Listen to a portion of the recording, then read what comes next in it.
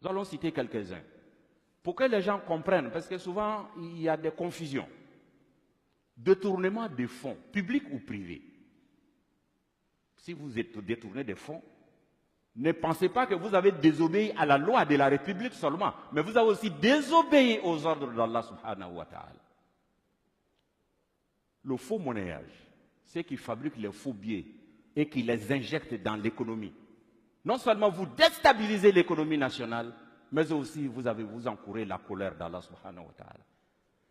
Troisièmement, la manipulation des marchés publics et privés. Vous tous et vous toutes qui avez l'autorité de dire oui ou non pour attribuer un marché. Lorsque vous intervenez dans l'attribution pour vous attribuer injustement des parts, des pourcentages, sachez que vous avez désobéi non seulement à la loi de la République, mais vous avez aussi désobéi gravement aux enseignements d'Allah subhanahu wa ta'ala.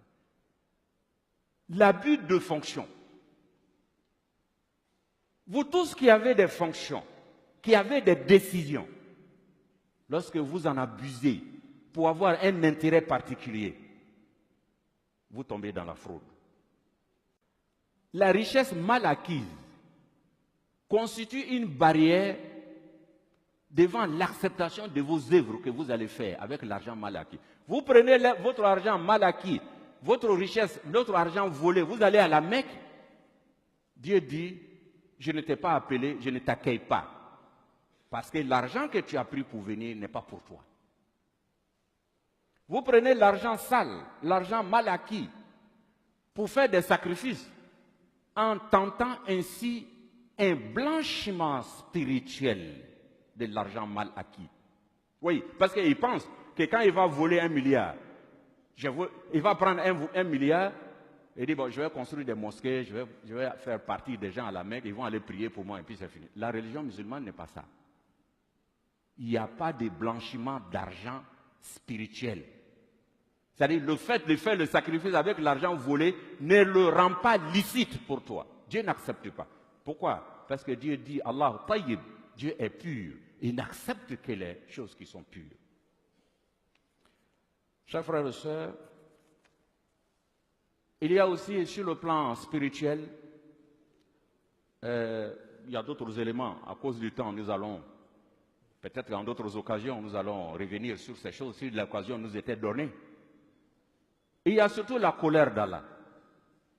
Dieu dit, فَإِن لَمْ تَفْعَلُوا فَأَذَنُوا بِحَرْبٍ مِّنَ اللَّهِ وَرَسُولِهِ. Il dit, si vous n'arrêtez pas la course à l'enrichissement illicite, sous toutes ses formes, il dit alors recevez une déclaration de guerre de la part d'Allah et de son messager, sallallahu alayhi wa sallam. Alors imaginez-vous quand Dieu vous déclare la guerre, وَلَا يَعْلَمُ جُنُودَ رَبِّكَ إِلَّا هُوَ. Alors que personne ne connaît les soldats d'Allah, c'est lui seul.